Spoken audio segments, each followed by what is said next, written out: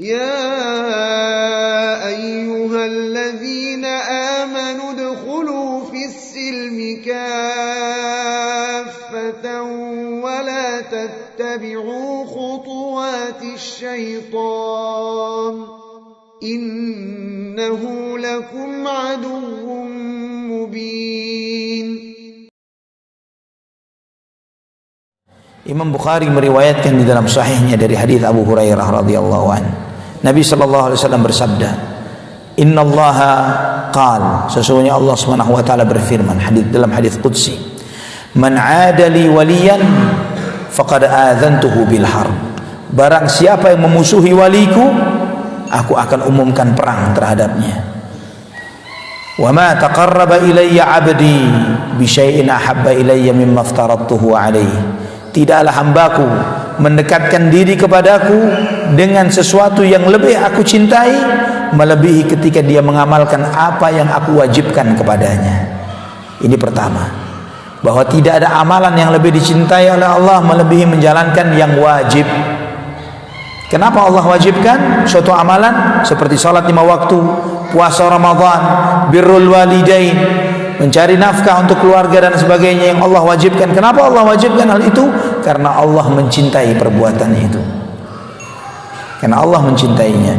Wa ma yazalu 'abdi yataqarrabu ilayya bin nawafil hatta uhibbahu. Dan senantiasa hambaku mendekatkan diri kepadaku dengan menjalankan ibadah-ibadah sunnah sampai aku mencintainya. Fa idza ahbabtuhu kuntu sam'ahu alladhi yasma'u bihi. Ketika aku mencintainya, ketika Allah telah mencintainya, aku menjadi pendengarannya yang dengannya dia mendengar.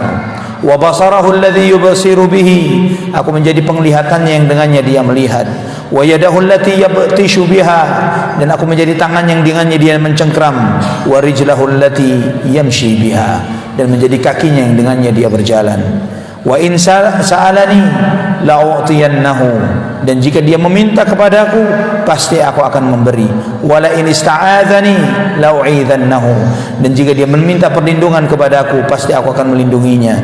Wa ma taraddadtu an syai'in ana fa'iluhu taraddudi an nafsil mu'min.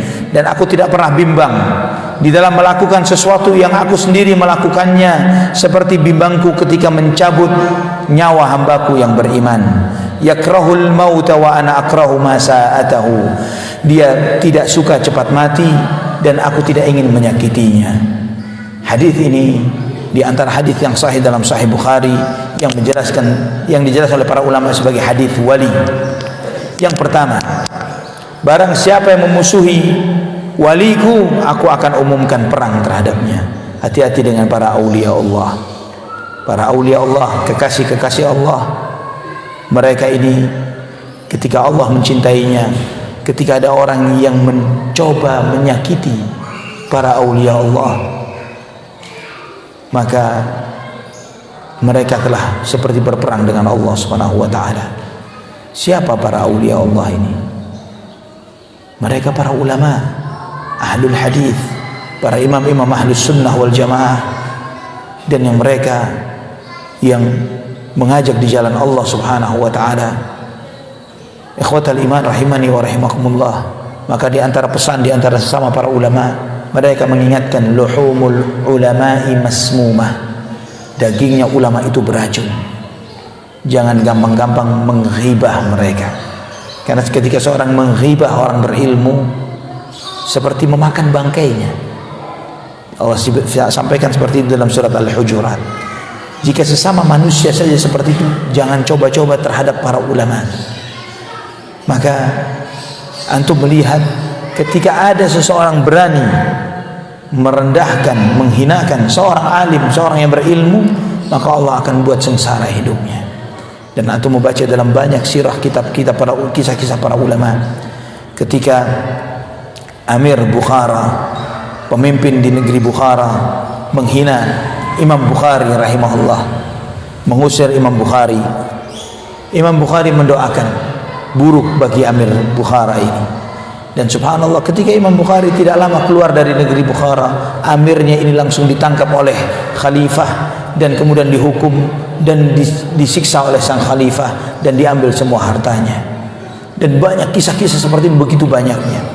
Kemudian yang kedua, di dalam hadis ini kita mengambil pelajaran tentang bagaimana kiat menjadi waliullah. Karena para aulia ini bertingkat. Yang paling tinggi top levelnya para rasul, kemudian para nabi. Dari para rasul, di antara mereka ada ulul azmi minar rusul. Di antara ulul azmi yang paling mulia siapa? Nabi kita Muhammad bin Abdullah sallallahu alaihi wa ala alihi wa sahbihi wasallam. Sayyidul awliya, Sayyidul anbiya wal mursalin, Nabi kita Muhammad bin Abdullah sallallahu alaihi wasallam. Kemudian ulul azmi minar rusul, kemudian para rasul, kemudian para nabi. Untuk menjadi nabi dan rasul tidak ada kiat-kiatnya, ya, tidak ada cara untuk menjadi nabi, enggak ada. Tapi untuk menjadi seorang waliullah, Allah ajarkan dalam hadis qudsi ini. Yaitu yang pertama, wa ma taqarraba ilayya 'abdi bi syai'in ahabba ilayya mimma aftaradtuhu alaihi. Tidaklah hambaku mendekatkan diri kepadaku lebih aku cintai melebihi ketika dia mengamalkan apa yang aku wajibkan kepadanya. Yang pertama, rapikan amal yang diwajibkan oleh Allah. Bukan sholat malamnya hebat tapi subuhnya bolong-bolong, ya.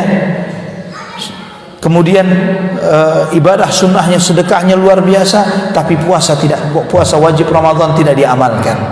Tidak akan mungkin orang seperti ini dicintai oleh Allah Subhanahu wa taala. Dan juga mengajarkan kepada kita bahwa jika ada seorang dikatakan wali tapi enggak sholat 5 waktu, ya, jangankan sholat, setengah waras, setengah enggak waras. Ada seperti itu. Tapi dikatakan, wah, jangan macam-macam, ini wali ini. Wali tapi enggak waras. Bagaimana orang tidak waras dikatakan wali? Padahal Nabi SAW bersabda, rufi'al qalamu an thalathin. Diangkat pena itu dari 3 golongan, tidak akan dicatat dosa dan amalnya. Di antaranya anil majduni hatta yafiq, orang gila sampai waras, orang tidur sampai bangun, anak kecil sampai baligh. Nabi SAW menyampaikan ini. Namun ada sebagian masyarakat yang meyakini orang gila dianggap wali. Ya, oh jangan macam-macam, ini majdzub ini ya dikatakan wali.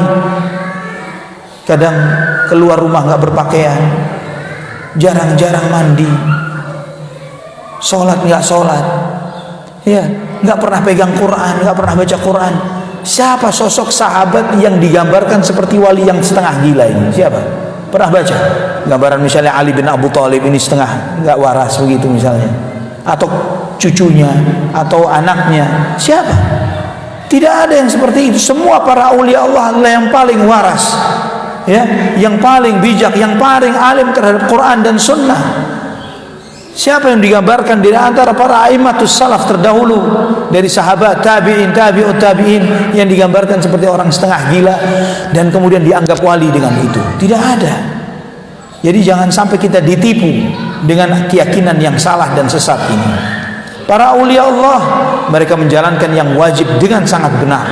Mereka tahu hukum-hukum syariah, mana yang wajib dan mana yang sunnah, dan mereka menyempurnakannya. Kemudian yang berikutnya, menjalankan ibadah sunnah. Dan ketika sudah menjalankan sunnah ini, maka Allah akan semakin mencintainya. Ini menunjukkan pentingnya menjalankan amalan-amalan wajib dan menyempurnakannya, kemudian menjalankan ibadah sunnah. Sunnah itu yang disunahkan oleh Nabi kita Muhammad SAW, yang beliau ajarkan, yang beliau perintahkan, dan tidak beliau tekankan untuk dijalankan, ya. Dan sunnah ini ada yang muakkadah dan ada yang tidak muakkadah, dan itu dijelaskan oleh para ulama fiqih. Dan jika Allah telah mencintainya, Allah berfirman dalam hadis ini, aku menjadi pendengarannya yang dengannya dia mendengar, penglihatannya dengannya dia melihat, tangannya dengannya mencengkeram, kakinya dengannya dia melangkah. Apa maksudnya? Apakah ini seperti keyakinan wahdatul wujud, manunggaling kawula Gusti? Ya, Allah menyatu dengan makhluknya. Allah jadi tangan, jadi kaki, jadi mata, jadi telinga kita, menyatu dengan kita. Apa itu maksudnya? Jika itu maksudnya, maka tidak akan ada kalimat sesudahnya. Jika dia meminta kepadaku, aku akan memberi. Jika dia memohon perlindungan kepadaku, aku akan lindungi. Di sini menunjukkan ada yang meminta, ada yang diminta. Ada yang memohon perlindungan, ada yang diminta perlindungan. Artinya menunjukkan bahwa Allah tidak menyatu dengan makhluknya. Jadi maksudnya menjadi pendengaran, penglihatan, tangan dan kaki. Apa maksudnya? Maksudnya adalah kesatuan dalam kehendak. Ya, bukan kesatuan dalam wujud tapi dalam kehendak.